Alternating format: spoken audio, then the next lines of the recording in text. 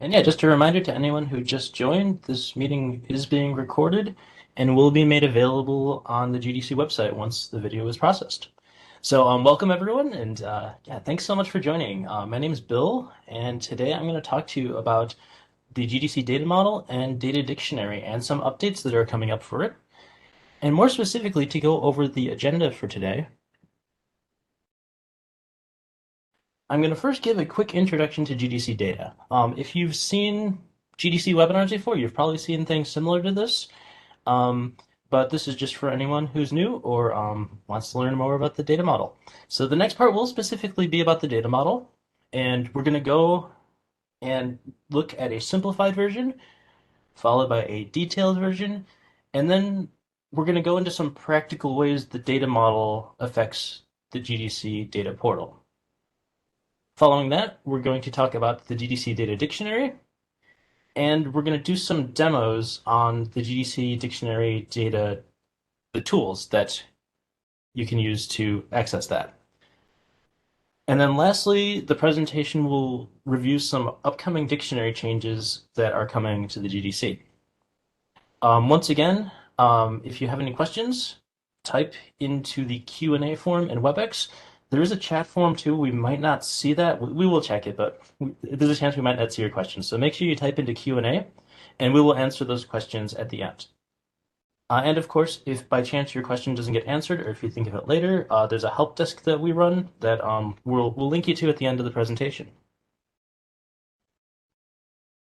So starting with the GDC data structure, um, if you've seen previous webinars, and even during this webinar, you'll see that GDC data can be categorized in many different ways. And I'm going to give you this first way as a dichotomy between the submitted data and the generated data. So the submitted data is the data provided to GDC by submitters, and this is done using the submission system or perhaps the API. Generated data is the data that GDC itself generates using harmonization pipelines. And we're going to get into much deeper detail than this in the next slide and even further down the line. But the submitted data and the generated data can also be subdivided into many other groups. So starting with submitted data, the biospecimen data is the information about the biological material that the molecular data originates from. So it's like samples, portions, etc. Clinical data is the information about the patient, the medical history, that kind of stuff. The molecular data is kind of the main feature of the GDC. This, of course, is the sequencing data that originates from direct molecular analysis and is provided to the GDC. Now, when this data is put through the GDC harmonization pipelines, we create the generated data. This first includes workflows. This is information about how the harmonization pipelines were run and when they were run. And then the molecular data that the GDC produces is the harmonized versions of the submitted molecular data. This can be aligned data, derived data, and this is the data that you see on the GDC Data Portal, specifically the files. We're going to talk about that much deeper in a second. So I promised that would be a short introduction, and now we're going to get into the GDC data model. So on the right is a graphical representation of the GDC data model. This is a graph model. I'm going to get into what that is in a second, but this is made of nodes, which are sometimes referred to as entities in this presentation, and edges. The GDC data model, since the GDC started, has changed a lot, and these changes seek to maintain the following points. We're always looking for new data types to harmonize, and the data model needs to be flexible for those new data types to be submitted. The data model also needs to make sense and be easy to use for when end users query the data, and also for submitters who are putting their data into GDC. And then finally, we want an accurate representation of data. We want the workflows, the files to represent how they were actually produced rather than just an abstract representation.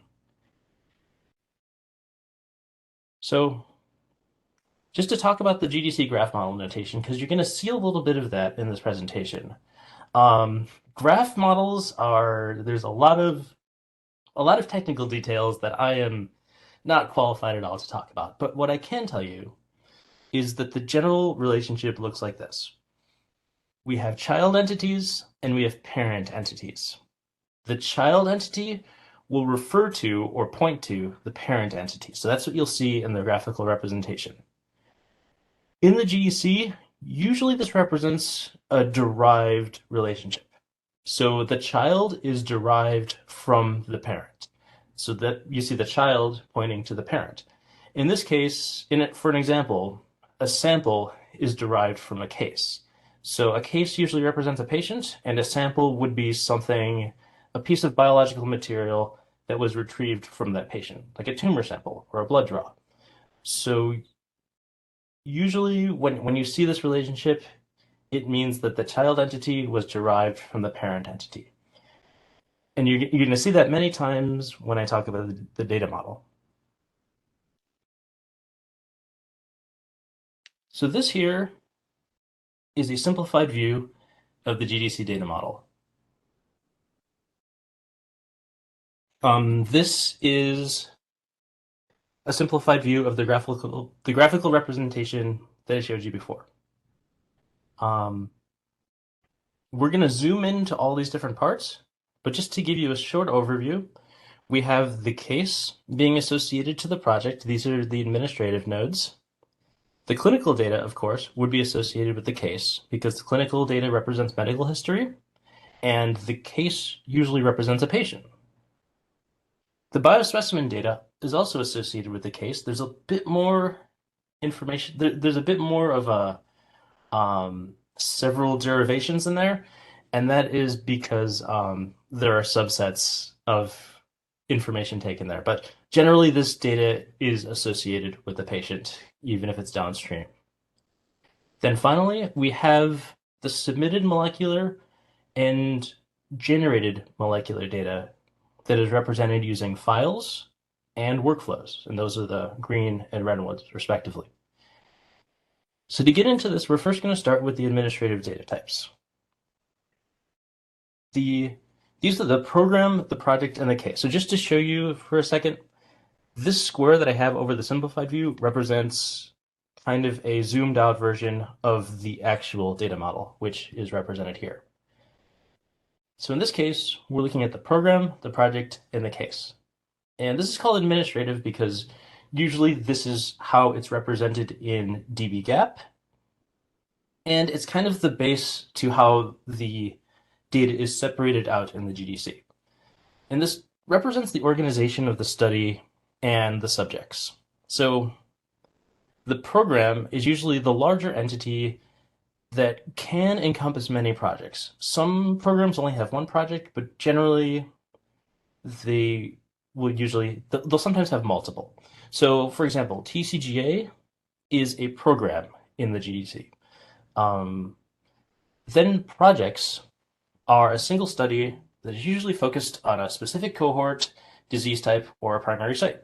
So within the program TCGA, you have the project TCGA LUAD, and you also have 32 other projects like TCGA COAD or TCGA BRCA. So in the GDC, you'll see that this represented as program dash project.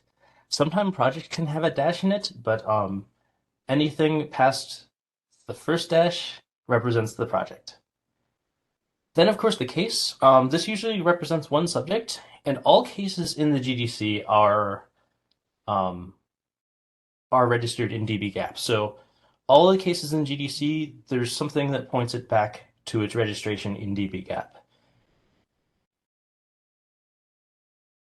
So the administrative data types, and after each of these chunks here, I'm going to tell you how these are shown in the data portal. And right now, I'm just going to show you the projects page because the administrative data types are ubiquitous in the GDC. They are represented everywhere, and I don't have time to show you everything about the portal. That would be another webinar. Next, we're going to talk about clinical data types. Of course, these are the data that represent medical and lifestyle history about a patient. And here you can see most of the clinical entities are pointing to the case, as in they are children entities of the case. They derive from the case. So they are logically grouped properties like demographic contains information about demographics, exposure contains information about um, lifestyle or chemical based um, risk factors that can be tied to cancer, and family history that gives information about a patient's family and how that can be tied to their cancer diagnosis. We also have some kind of secondary clinical data types, like for example, pathology details will usually be associated with a diagnosis, which is associated with a patient. The thing about the clinical data is that if you do look at some of these fields, you won't see that every single project has all of these populated. And it usually just depends on the project. For example, a project focused on a particular drug would have more treatment information than a different project that might not be. And the clinical data types in the GDC Data Portal are represented to end users on many pages in the portal. You'll see them associated with cases, files, etc. And all of this here, while it's displayed in nice tables on the portal, this can all be exported as a TSV or a JSON, as most studies are looking to, look across many dozens or hundreds or even thousands of patients, and there's no way you would want to do that manually. So these are all available through the portal and API as exportable data. Next, let's talk about biospecimen data types. So the purpose of biospecimen data types is to inform the user what each of the biological specimens is, where it comes from, and how they're retrieved or generated. So on the left here, you can see that we have a kind of a biospecimen tree, as we like to call it.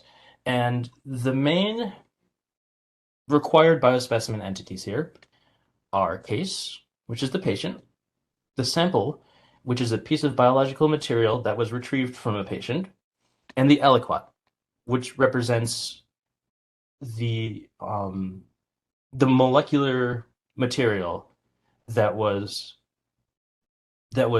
extracted from a sample and then sequenced for molecular files.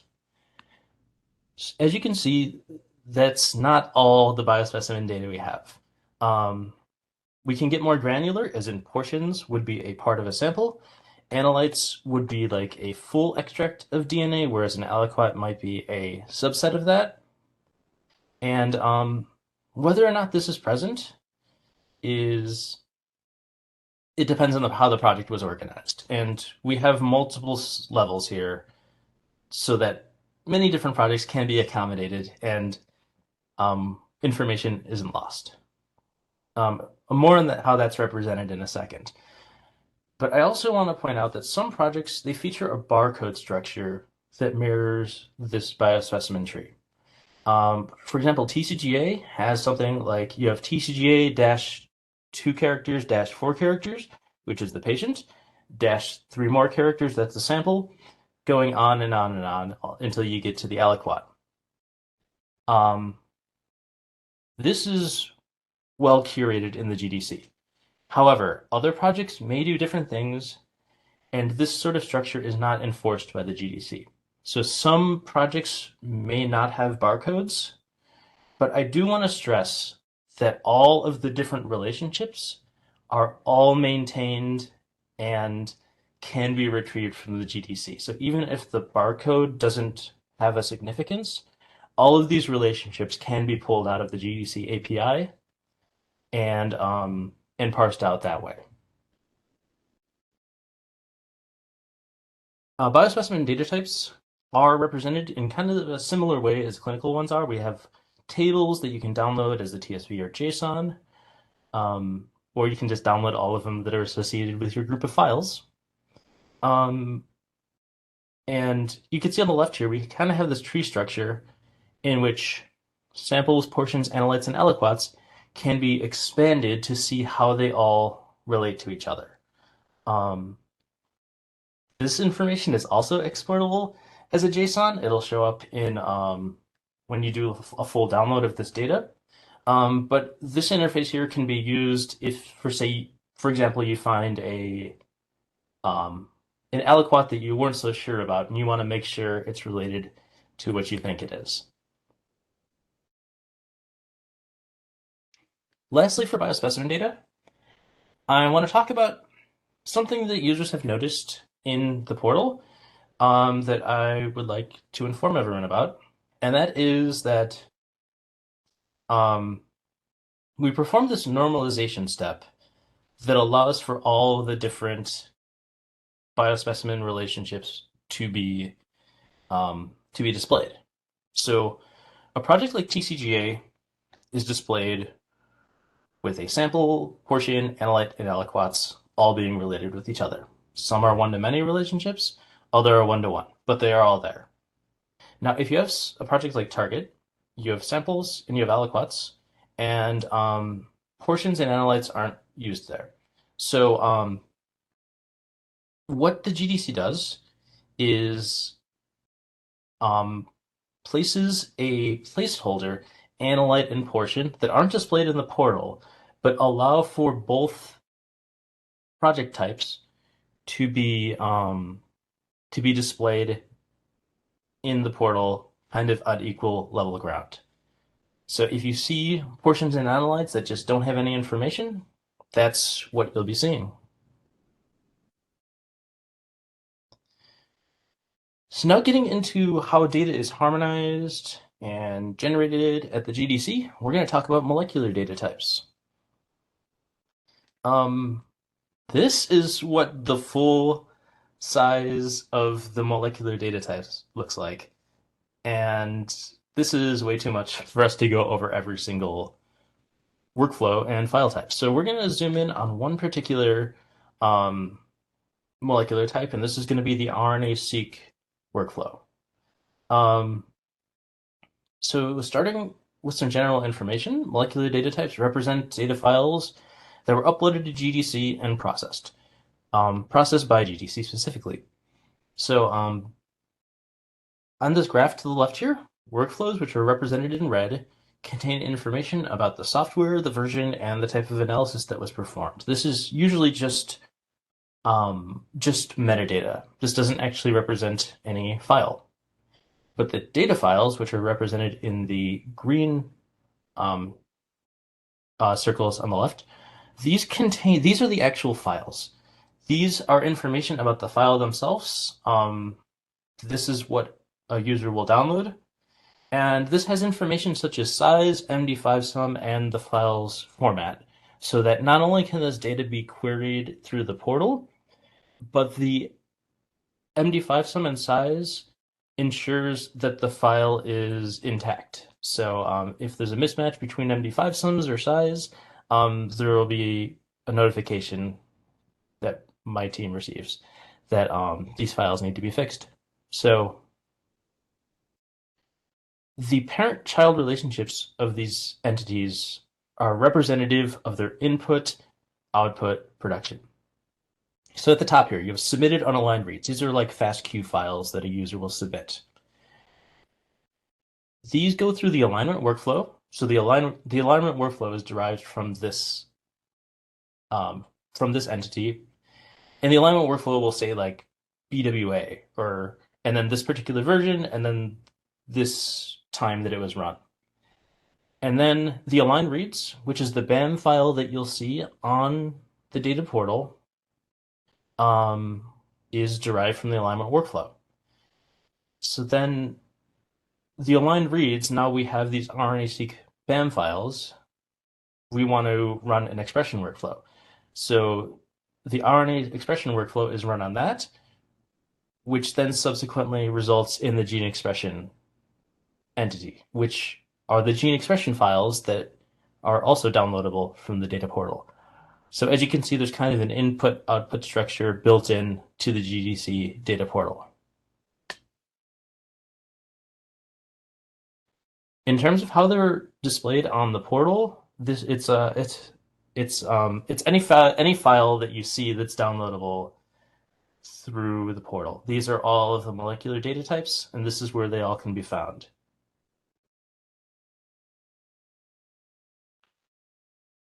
So now we're done with the GDC data model, and we're going to talk about the GDC Data Dictionary. And these aren't necessarily two completely separate things. The GDC Data Dictionary follows the GDC data model and is more of a usable representation of the data model. So the GDC Data Dictionary, and we're going to give kind of a little bit of information here because when I show you the demonstration, that's going to give you a lot more information about how it's actually used. So this contains the requirements to submit each entity type. So this includes the parent entity types. So like, for example, if you're submitting a diagnosis, you need to attach it to a case. You can't just have a floating diagnosis there. It needs to have a person it's associated with. And then there's also information about the required fields, the allowable data formats, and the enumerations, which are like the allowable values for each of the fields. When data is submitted to the GDC, it is validated against the dictionary immediately. Data that breaks the dictionary's rules is not put into GDC until it's fixed. So if you're a data submitter and you submit to GDC and let's say you put a not allowed data term there, you'll immediately get an error back that says, this term is not allowed. Here's a list of the allowable terms, and you can use that information to make modifications and try again. So in terms of the GDC Data Dictionary, the more GDC properties that are supported by curated sources, the better. We know that these sources, they curate properties and the allowable values to maintain high quality vocabularies.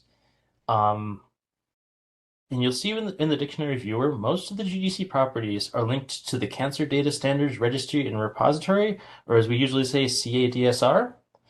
And then the NCI thesaurus is also used to define specific properties and values. So we're going to talk about the dictionary viewer here, and I put some screenshots, but really I'm just going to show you how that works in a demo.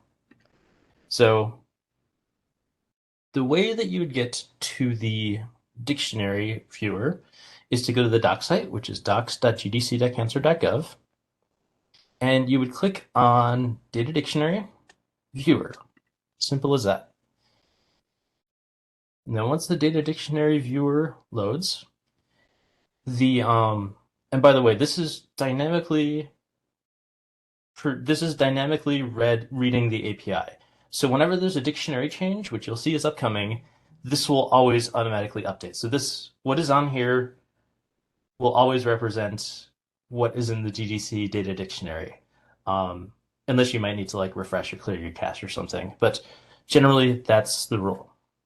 So each of the entity types, which are represented, let me go back to PowerPoint real quick, which represent each one of these nodes in the GDC Data Dictionary, or in the GDC data model. Each one of these entities are represented by a line here, and these are the entities that you would submit as a data submitter. So if, for example, I wanted to submit a sample here, I would click here and up would come the sample entity. Now at the top here, we just have some information that describes it. Likely you have an idea of what this will be. And the link section tells you what you need to attach the sample to, what its parent entity or entities need to be. So for a sample, you need to attach it to a case. You can see that because on the right it says required, but you also have the option to attach it to a diagnosis, another sample, or a tissue source site. Normally, attaching a sample to a diagnosis represents the diagnosis being determined from that sample. Attaching to another sample is usually done in terms of cell lines. Usually, we have this cell line that was derived from this sample, but the cell line itself is also a sample. And a case, of course, is just the subject or patient that the sample came from. So going down the list here, these are all the possible properties that can be submitted to the sample, and you can see there's a lot of them here. And your question might be, how do I know which ones I need to submit? And the answer is that all of the ones that are required, which it says in this required column here, are put straight to the top. So as of right now, sample type and tissue type are both required to submit a sample to the GDC. This was a bit of a bad example because I'm going to show you in an update how this is going to change soon, but this is just an example for now. There are other types that have different types of requirements, like for example, a biospecimen supplement. This is a file that's being submitted. You attach this file directly to a case. It's the only option you have, and it's required. And the requirements here are that you fill out the data category and the data format and the data type. These are all used for querying on the portal. So when you go on the portal and you search for data format equals BCR XML, this is where it pulls the data from. These are the only allowable values. For these two, it's actually only one allowable value. But at the bottom here, you'll see that we have some more file-specific entities or file-specific properties. And these are what the system uses to determine that the file is what we expect.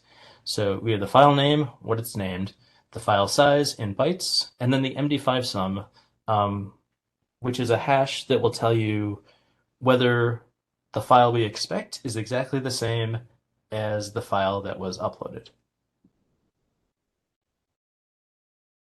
So that is a quick introduction to the GDC Data Dictionary viewer.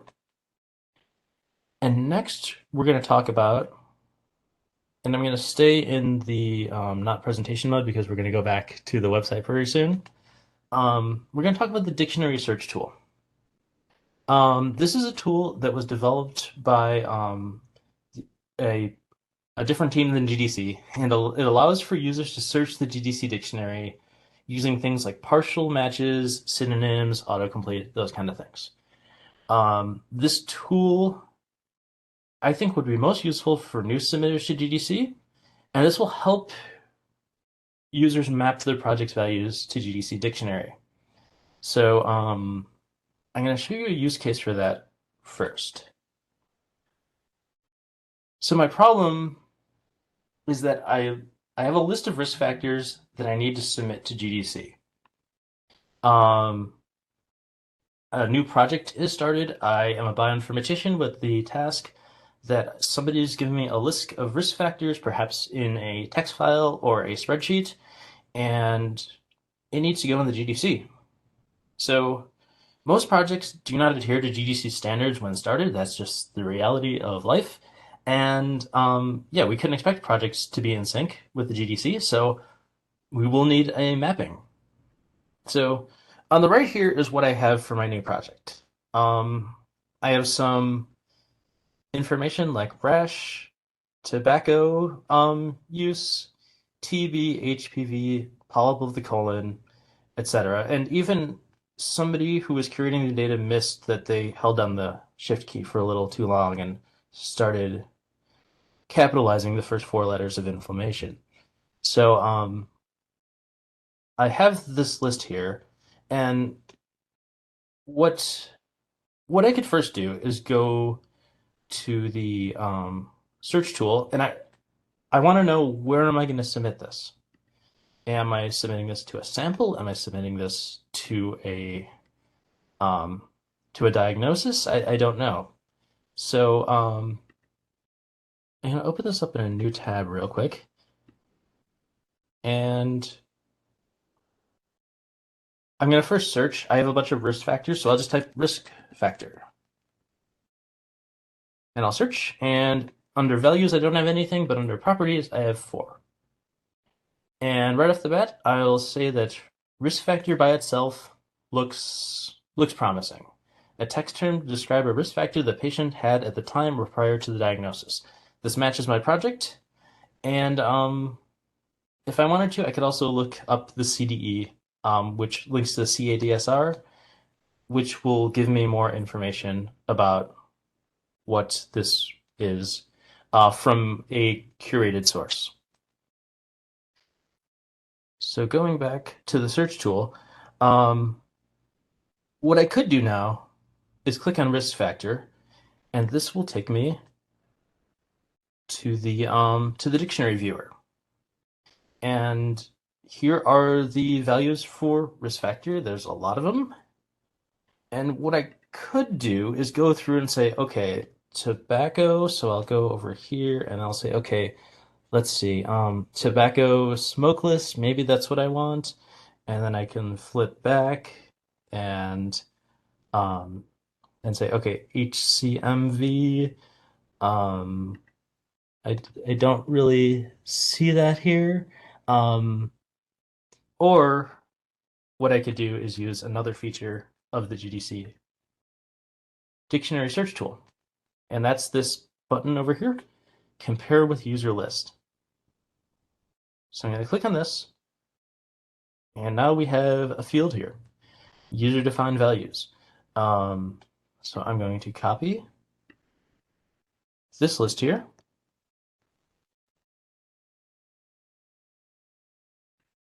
I'm going to paste them into this field, and I'm just going to click compare.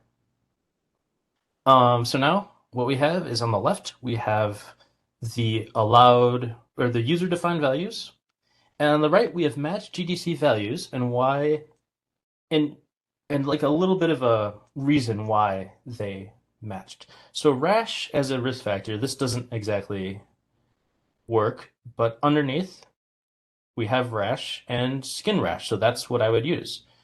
For tobacco, we have a few options. So based on what I knew about my data beforehand, I would say, okay, this represents smokeless or smoking. Um, TB, of course. If I put TB into GDC, that would just give me an error, but this will automatically know that TB is a synonym for tuberculosis, and so on. I also want to point out that the inflammation problem here um, is actually figured out, so it does compare cases, and I have a few options for inflammation here. Lastly, you might not have like only a few values like I'm showing here. You may have hundreds of them. And while of course you will want to go through and curate this because this, this isn't um, this this tool doesn't know everything that you do. Um, but this can make it easier using this download button here. This downloads a CSV that allows you to look in Excel or whatever your favorite spreadsheet program is, or even just, a script or something, and you can compare all these values within this CSV. So it's a lot easier to look at um, to create a mapping and to look at many different values. So the second example of this I want to show you is diagnosis. So let's say I have a list of diagnoses, and they're in all sorts of different cases and wordings, and I need to submit the diagnoses to the GDC. So I'm going to copy this because I know I'm going to need that later. And I'm going to go back to the search tool, and now I know I'm looking to submit a diagnosis. So I'll search for that, and within the dictionary, I can see that it's likely going to be something clinical. And if I'm submitting a patient's diagnosis, it's going to be a diagnosis node. So we're going to go to that, and within the diagnosis, I think primary diagnosis here the would be the appropriate place to put this. So what we can do is first of all compare the user list, and we'll go ahead and paste that and compare. And because there's a lot of different words here that cross many different cancer types, it won't be as perfect as a mapping. So we'll let that load for a little bit. You'll see some mappings that represent more and less specific versions of cancer diagnoses. And based on your project, we ask that, based on what you are aware of, you give the most specific term for the diagnosis. So, any of these possibly represents this value here.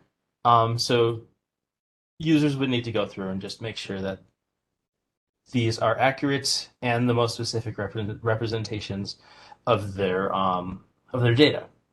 Now, let's say you do submit to the primary diagnosis, and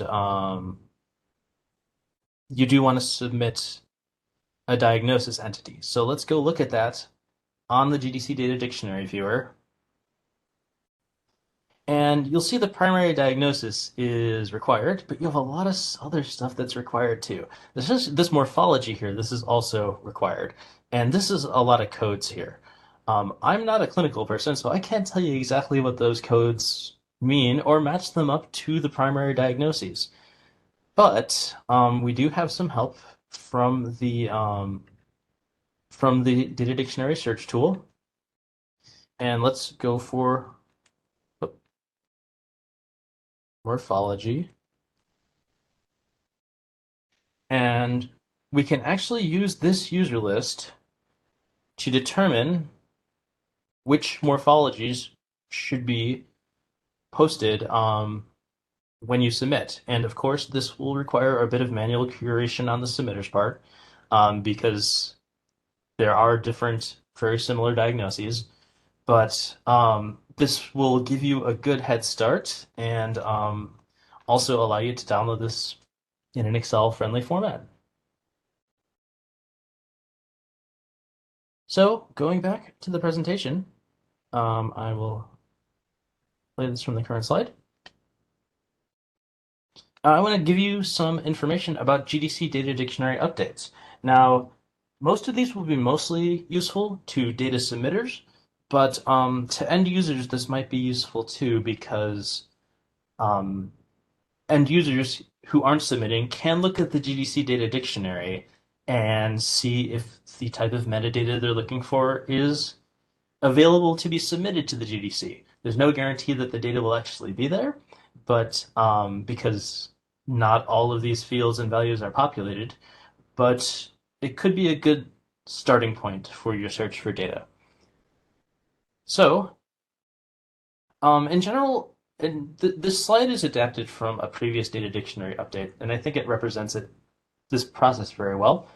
Um, Changes are made to the data dictionary to accommodate new submission projects and new harmonized data types. So new projects have new metadata, and sometimes new data types are submitted.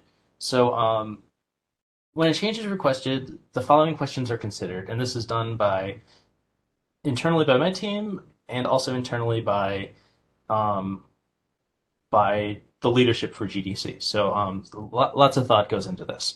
So one, is there a current feature in the data model with the same function? We don't want to add a bunch of properties that aren't going to be used across projects. We want the same property to give the same information for all projects. Second question, how important and numerous are the data? Um, is this only going to exist for 3 patients and every other patient in the GDC doesn't have this information? And then lastly, how many projects will use the data? And that's kind of the same vein there. Will this be used widespread? If some piece of information is deemed as not um, not numerous enough or won't be used by as many projects to be included in the GDC Data Dictionary, the alternative are the Biospecimen and clinical supplements, which are available as downloadable XML or JSON files. I think there's a couple other formats there like Biospec or Biotab data for TCGA. And these can contain anything that are not available in the GDC Data Dictionary. These files they can contain any field that might not be there, and also some duplicates to what's in the data dictionary, just because these are usually generated independent of GDC. So usually these changes they will immediately affect submitters, but they'll also affect users of the data um, when it's made available later. So as an example, I have on the left here, this is what might be present on an original form that is adapted into GDC's data. So you might have a bunch of true false questions. And you have something like chemical exposure equals true, tobacco use and alcohol use equals false. Um, this data can be represented that way, but that's three fields. We can converge that into one field called exposure type, and that would be equal to chemical. So that's another one of our goals to simplify and make these data and fields more flexible, but also um, we like them to stay useful. So we don't make fields that just contain anything. So the next GDC Data Dictionary updates, I have a short list here, and this includes the sample type field migration, the NCI clinical data import, and then new submitted and harmonized data types. So the sample type migration or restructuring, this includes a breakdown of the sample type field, which I showed you before. It um, was one of the required fields for sample, into multiple orthogonal fields. And the reason we're doing this is because right now sample type it has a mixture of attributes that can be selected, and they don't always contain the same information. So, for example, you could put primary tumor there, which tells you that it is tumor tissue and that it is a primary tumor. You could put blood-derived normal, which tells you that it is a normal tissue and it comes from blood. You could put DNA, which tells you that DNA was extracted from it, but it doesn't tell you anything about the tumor. So, what we're doing is making more of these fields required and more informative so that users can query across all of these. So this includes the tissue type, which is available right now, actually, and this is whether something's tumor or normal. Specimen type, which tells you what kind of biological material. So this might tell you that it's a solid tissue, or it comes from blood, or it comes from bone marrow. The tumor descriptor tells you about the tumor. So is it a primary tumor or a recurrent tumor, a metastatic sample? Um, and then lastly, the preservation method will tell you how the sample was preserved, whether it's FFPE or frozen, those kind of information.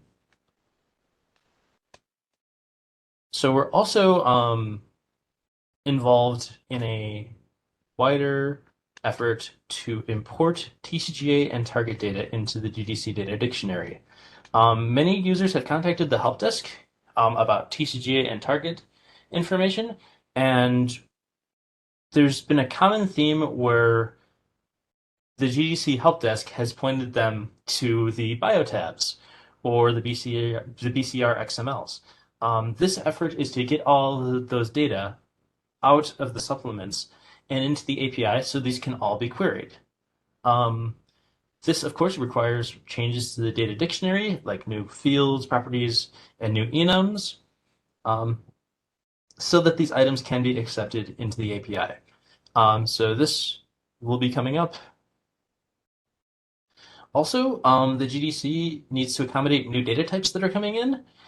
This includes things like new experimental strategies and data formats, and this allows for submitters to upload these files and for the GDC Data Portal to serve harmonized versions of these files. And specifically, this is allowing us to submit the remaining files from the legacy archive. As you may or may not know, the legacy archive will be shutting down very soon. This will also allow for new molecular data to be submitted and new workflow types to be added for a new copy number variation workflow that will be coming down the line in the coming months. Thank you all so much for listening to this presentation. I put some useful links here regarding all the different tools I showed, but at the bottom here, I want to show you that GDC runs a help desk. It's my team. We will answer any question you have within one business day, or we'll respond to it. The question might take some additional research. And this email address down here is how you can send us a question. So any question you have about the GDC, if a question you have about this presentation isn't answered today, we'll be happy to talk to you there. Thank you so much, and I guess we can go to some Q&A now. Okay, thanks, Bill. It looks like there's a combination of questions in the chat as well as the Q&A because it looked like it was a little bit difficult to find some where the Q&A was. So why don't we take the questions first in the chat, and then if everybody can, there's 3 dots on the right for where you can put questions in the Q&A. So why don't we start with going from the top. The first question is TCGA barcode is recommended or not? In the practice, it looks like this barcode is very useful. So in terms of the TCGA barcode, TCGA specifically is supported in GDC. So if you're looking at TCGA data, you can count on those barcodes being accurate. The GDC is not going to scramble those up. But if you have other, if you see other projects that have other barcodes, they might not follow a similar format. They might look the same. They might follow the format. They might not. The GDC maintains all of these relationships, but they might not be reflected in the actual submitter IDs.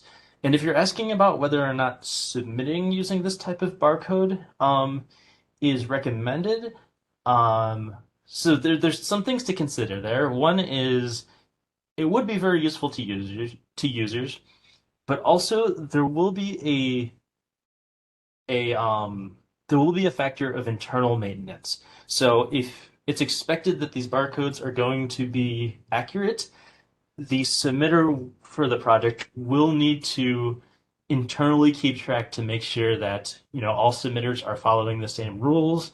Um, Things aren't being submitted under different names, and whatever the rules are aren't being broken. So I guess it's just a weight of what your resources are and what kind of user experience you want to maintain. So yeah, I guess we can go to the next question.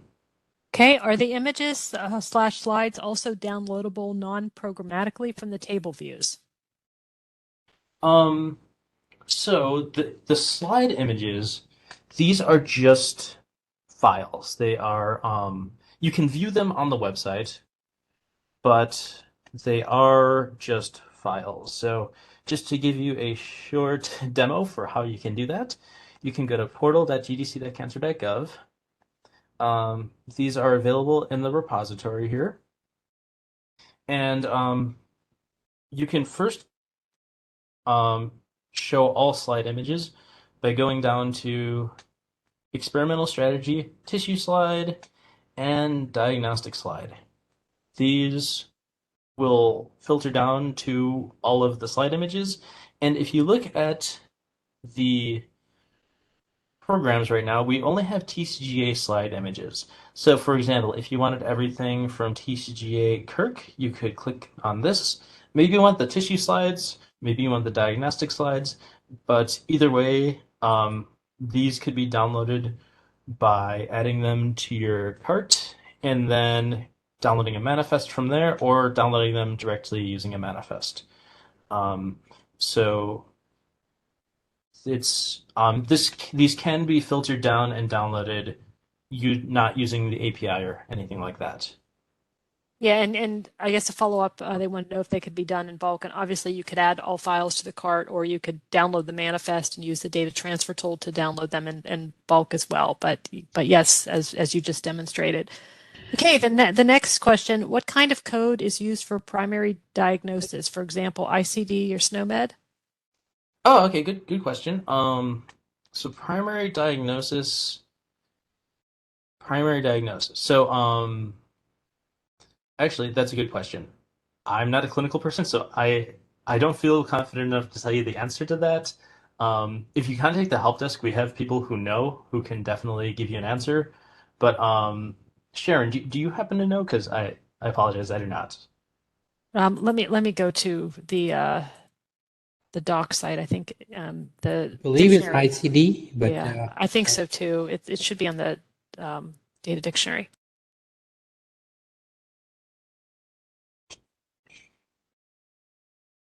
So it might say in the description here, and if it says in the description, here we or so yeah, ICD-O. So that's what we use.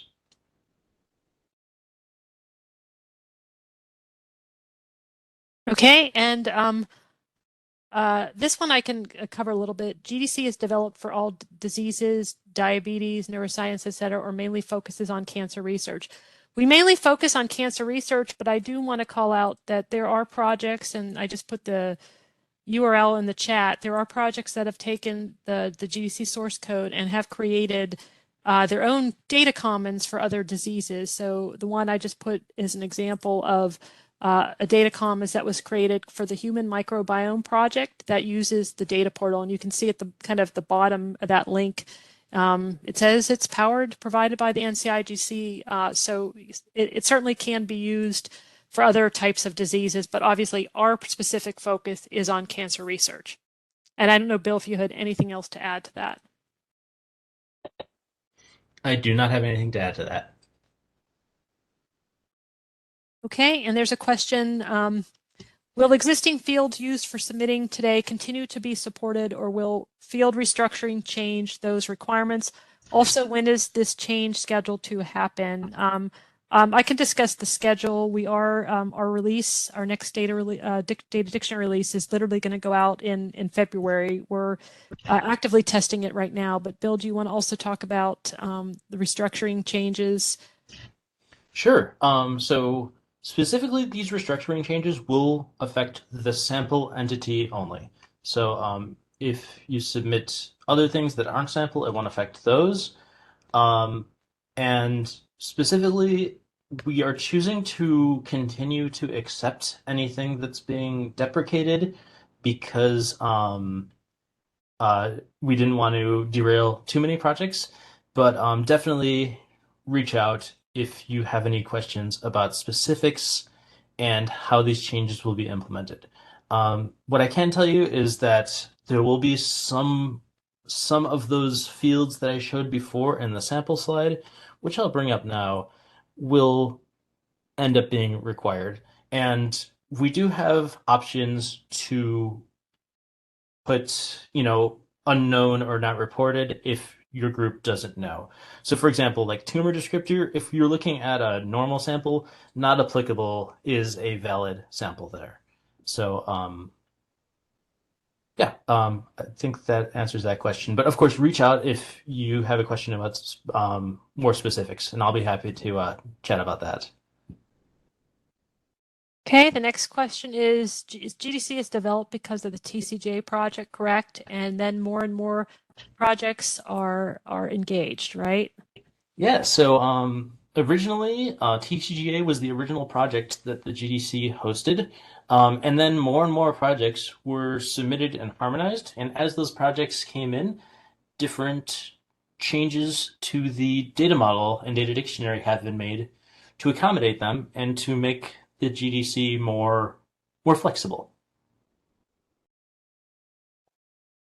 I Okay. believe it was TCGA and Target were the original projects. Yeah, Target was brought in, but it was brought in a lot more robustly later. But yeah, that is true. Target was there additionally.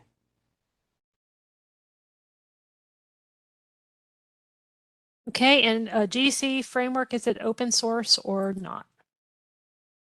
There are certain parts of the GDC that are open source. I can't give you a list of all of them, but if you contact the GDC website or help desk, we can always, if you have a question about specific things, we can tell you which ones are open source. I think some things are being worked on to be open source, but aren't ready yet. Um, I can't I can't tell you in that I don't know offhand exactly which things they are, but I can tell you that the GDC Dictionary and the GDC doc site are both open source. So if you're curious about either of those, um, anyone can go looking at that.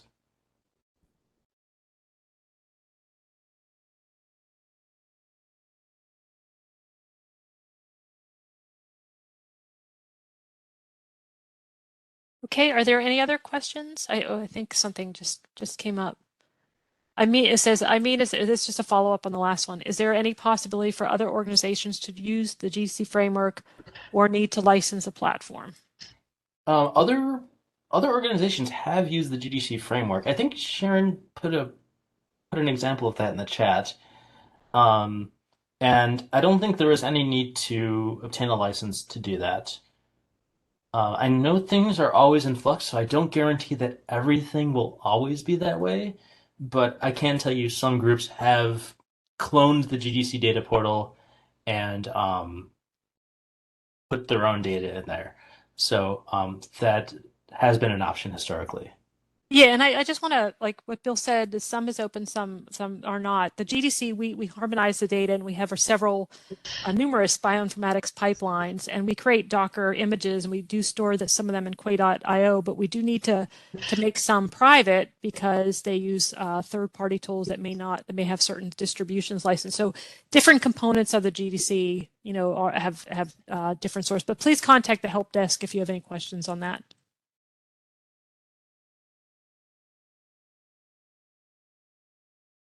I see one more question. Are there any plans to allow cloud-to-cloud submissions in the data tool, like from S3 or GCP, or rather cloud to GDC? I just scroll down there. So there aren't specific plans to do that now, but we will gather feedback if there's a demand for that. There's no guarantee that this is something that will ever be developed, but it's it could be a consideration. There's no guarantee that I'm making though. There's no plan right now to do that.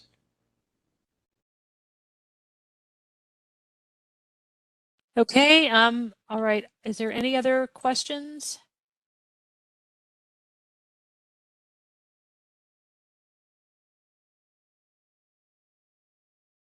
And we're just about out of time as well. So thanks everybody for attending today's webinar. We will make this available in video once we process it for our accessibility compliance. It'll be on our GDC website under support. And we hope everybody has a happy new year. Take care, everyone. Thanks, everyone.